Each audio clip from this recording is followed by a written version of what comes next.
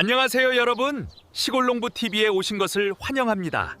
도움이 되셨다면 구독과 좋아요 꼭 부탁드립니다. 대전 외곽에 사는 김영수는 아침마다 작은 텃밭을 한 바퀴 돌았습니다. 밤새 공기가 녹록했고 새벽에는 비가 살짝 지나간 뒤였습니다. 어제까지만 해도 고추잎이 반듯하게 서 있었는데 그날 아침에는 윗잎 몇 장이 조금 처져 보였습니다. 김영수는 서두르지 않았습니다. 오랫동안 흙을 만져온 사람은 잎 하나가 보내는 작은 신호도 그냥 지나치지 않는 법이었습니다. 그는 먼저 손으로 잎을 만지지 않고 허리를 낮추어 줄기와 잎 뒷면을 살폈습니다. 그러자 연한 새순 가까이에 작은 진딧물이 모여 있었고 그 아래로 개미 몇 마리가 부지런히 오가고 있었습니다. 옆집 박철수는 마침 담장 너머로 그 모습을 보고 말했습니다. 김영수 형님, 개미부터 없애야 하는 것 아닙니까? 개미가 저렇게 많으면 뿌리까지 상하는 것 같아서 겁이 납니다. 김영수는 고개를 천천히 저었습니다. 개미만 보고 서두르면 놓치는 것이 있습니다. 개미가 왜 이 잎까지 올라왔는지를 먼저 봐야 합니다. 그는 잎을 살짝 들어 박철수에게 보여주었습니다. 여기 보이는 작은 것이 진딧물입니다. 개미는 그냥 지나가는 손님이 아니라 이 진딧물이 남기는 단맛을 찾아온 손님일 때가 많습니다. 이정숙도 물뿌리개를 들고 나오다가 그 말을 듣고 고개를 끄덕였습니다. 그러면 오늘은 약부터 뿌릴 일이 아니네요. 김영수는 웃으며 대답했습니다. 맞습니다. 먼저 보고 그 다음에 가볍게 덜어내고 마지막으로 다시 오지 못하게 길을 살피면 됩니다. 장마가 오기 전에는 이런 작은 신호를 놓치지 않는 것이 제일 중요합니다. 김영수는 고추잎을 다시 조심스럽게 내려놓았습니다. 잎 하나를 들추었을 뿐인데 박철수의 얼굴에는 조금 전과 다른 표정이 떠올랐습니다. 처음에는 개미만 보였지만 이제는 그 개미가 왜 같은 자리를 맴돌고 있었는지 조금씩 이해되는 듯 했습니다. 김영수는 흙 위에 난 가느다란 길을 손끝으로 가리켰습니다. 개미는 아무데나 바쁘게 다니는 것 같아도 자세히 보면 자기들이 다니는 길이 있습니다. 진딧물은 주로 새순, 어린 줄기, 잎 뒷면처럼 부드러운 곳에 붙습니다. 그곳에서 식물의 즙을 조금씩 빨아먹고 남은 단맛을 밖으로 내보냅니다. 사람 눈에는 잘 보이지 않아도 개미에게는 그 단맛이 아주 잘 느껴집니다. 그래서 개미는 진딧물이 있는 곳을 자주 오가며 마치 단골집을 찾아가듯 같은 줄기와 같은 잎을 반복해서 찾습니다. 박철수는 한숨을 쉬며 말했습니다. 나는 그동안 개미가 문제인 줄만 알고 흙 위만 들여다봤습니다. 김영수는 고개를 끄덕였습니다. 누구나 처음에는 그렇게 봅니다. 하지만 개미가 잎까지 올라간다면 그때는 땅보다 잎 뒷면을 먼저 봐야 합니다. 특히 고추, 깻잎, 토마토처럼 새순이 부드러운 작물은 더 그렇습니다. 이정숙은 옆에서 조용히 덧붙였습니다. 그러니까 보이는 것만 없애려 하지 말고 왜 생겼는지를 봐야 오래가지요. 그 말에 김영수는 미소를 지었습니다. 맞습니다. 진딧물과 개미는 따로 보는 것이 아니라 함께 봐야 합니다. 그래야 같은 일이 며칠 뒤 다시 반복되지 않습니다. 그는 박철수에게 세 군데를 꼭 기억하라고 했습니다. 첫째는 새순 끝, 둘째는 잎 뒷면, 셋째는 잎자루가 줄기와 만나는 자리입니다. 이 세 곳을 아침마다 잠깐만 살펴도 문제가 커지기 전에 알아차릴 수 있습니다. 원인을 보았으니 이제 할 일은 분명했습니다. 처음부터 독한 것을 쓰는 것이 아니라 먼저 식물이 견딜 수 있을 만큼 가볍게 부담을 덜어주는 일이었습니다. 원인을 알고 나자 박철수는 당장 무엇이라도 해야 할 것 같아 마음이 급해졌습니다. 그는 마당 한쪽에 놓인 호스를 집어들며 말했습니다. 그럼 물로 세게 쏘아버리면 되겠네요. 김영수는 손을 들어 천천히 말렸습니다. 세게 하는 것이 늘 좋은 것은 아닙니다. 지금 고추는 벌레 때문에도 힘들지만 밤새 습기를 머금은 뒤라 잎도 줄기도 조금 지쳐 있습니다. 김영수는 먼저 화분과 가까운 고추 몇 포기를 살폈습니다. 그리고 손으로 줄기를 받친 뒤 물줄기를 너무 세지 않게 맞추었습니다.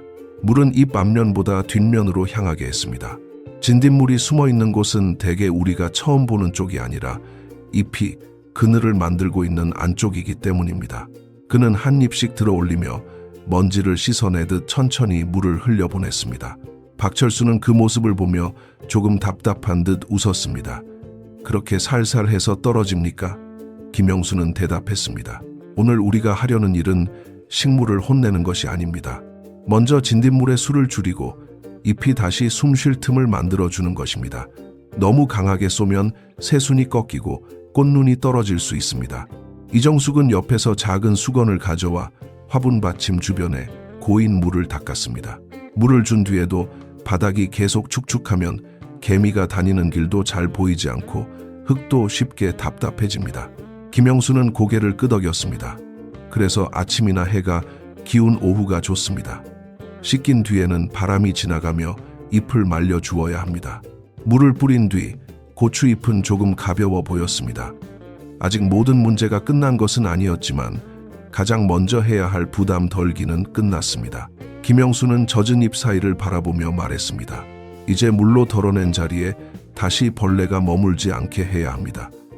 그러려면 다음에는 잎이 너무 빽빽한지 바람이 지나갈 길이 있는지 봐야 합니다.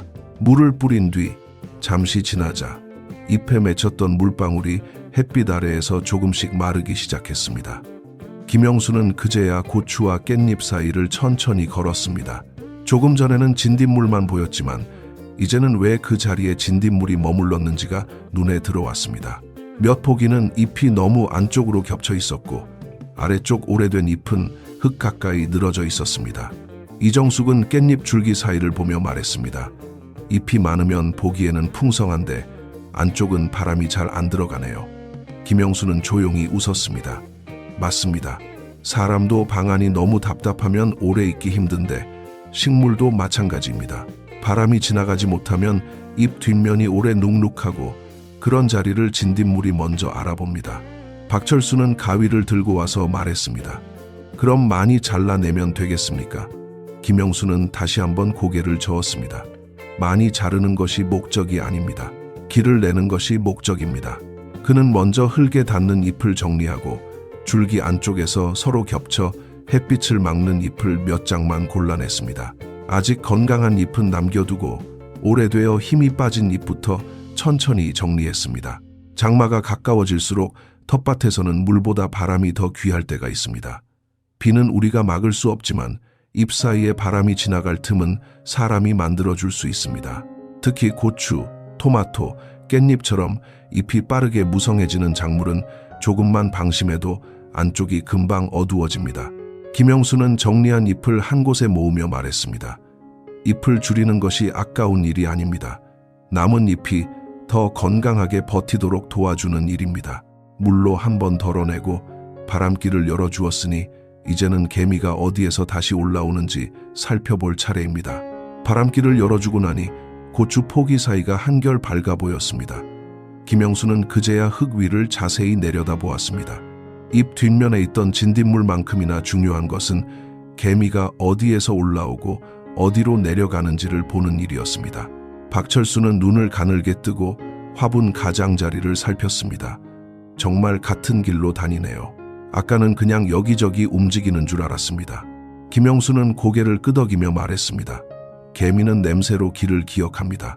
그래서 길을 보지 않고 입만 닦으면 며칠 뒤에 다시 같은 자리로 올라올 수 있습니다. 그는 담장 아래 작은 틈, 화분 받침 옆 마른 흙이 이어진 부분을 차례로 확인했습니다. 그곳에는 아주 가느다란 개미길이 이어져 있었습니다. 이정숙은 부엌에서 말려두었던 커피 찌꺼기를 작은 그릇에 담아왔습니다. 며칠 동안 신문지 위에 펴두어 보송보송하게 마른 것이었습니다. 박철수는 그것을 보자마자 한 줌 크게 집어 화분 위에 덮으려 했습니다. 김영수는 웃으며 손을 막았습니다. 그렇게 덮으면 흙이 숨을 쉬기 어렵습니다. 커피 찌꺼기는 이불처럼 덮는 것이 아니라 개미가 다니는 길목에 얇게 놓는 것입니다. 그는 손끝으로 아주 조금씩 집어 화분 가장자리와 개미가 지나던 틈에 가볍게 뿌렸습니다. 흙 전체를 가리지 않고 길을 흐리게 만드는 정도였습니다. 젖은 커피 찌꺼기는 쓰지 않았습니다. 젖은 채로 두껍게 쌓이면 냄새가 나고 흙 표면이 답답해질 수 있기 때문입니다. 이정숙은 조용히 말했습니다. 사람도 길이 막히면 돌아가듯이 개미도 불편하면 다른 곳을 찾겠지요. 김영수는 미소를 지었습니다. 맞습니다. 우리가 하는 일은 자연을 억지로 누르는 것이 아니라 식물이 쉴 수 있게 흐름을 바꾸는 일입니다. 이제 개미 길을 흐리게 했으니 다음에는 벌레가 싫어하는 냄새를 어떻게 조심스럽게 활용할지 볼 차례입니다. 커피 찌꺼기로 개미가 다니던 길을 흐리게 해둔 뒤 김영수는 바로 다른 것을 뿌리지 않았습니다. 그는 잠시 고추 잎이 마르는 모습을 지켜보았습니다. 식물도 사람처럼 한 번에 여러 가지를 받으면 힘들 수 있기 때문입니다. 박철수는 조금 초조한 얼굴로 말했습니다. 그래도 냄새가 강한 것을 뿌리면 더 빨리 물러가지 않겠습니까? 김영수는 부엌 쪽을 바라보며 대답했습니다. 마늘이나 양파처럼 냄새가 강한 재료가 도움이 될 때는 있습니다. 하지만 강하다고 무조건 좋은 것은 아닙니다. 특히 어린 잎이나 햇빛에 지친 잎에는 너무 진한 냄새와 성분이 부담이 될 수 있습니다. 이정숙은 작은 그릇에 물을 담아오며 말했습니다. 예전에도 누가 좋다고 해서 너무 진하게 뿌렸다가 잎끝이 마른 적이 있었지요. 그 말을 들은 박철수는 멋쩍게 웃었습니다. 저도 그런 적이 있습니다. 좋다는 말만 듣고 많이 넣으면 더 좋을 줄 알았습니다. 김영수는 천천히 설명했습니다. 자연 재료도 결국 식물에게는 낯선 자극입니다. 그래서 먼저 아주 묽게 만들고 잎 전체가 아니라 몇 장에만 살짝 시험해 보는 것이 좋습니다. 하루 정도 지나 잎이 괜찮으면 그때 필요한 곳에만 조금 더 쓰면 됩니다. 뿌리는 시간도 중요합니다. 한낮에 강한 햇빛 아래에서는 피하고 해가 기운 오후나 바람이 부드러운 시간에 하는 편이 낫습니다. 그는 마늘 냄새가 나는 물을 이야기하면서도 그것을 만능처럼 말하지 않았습니다. 목적은 벌레를 한 번에 몰아붙이는 것이 아니라 진딧물과 개미가 머물기 불편한 환경을 조금씩 만드는 것이었습니다. 김영수는 마지막으로 말했습니다. 자연스럽다는 말은 아무렇게나 해도 된다는 뜻이 아닙니다. 적게, 천천히, 먼저 시험해보는 마음이 있어야 식물도 덜 놀랍니다. 이렇게 냄새로 한 번 더 막아주었다면 다음에는 조금 더 조심해서 다루어야 할 재료들을 살펴볼 차례입니다. 냄새를 이용하는 방법까지 이야기하고 나자 박철수는 이제 조금 마음이 놓이는 듯 했습니다.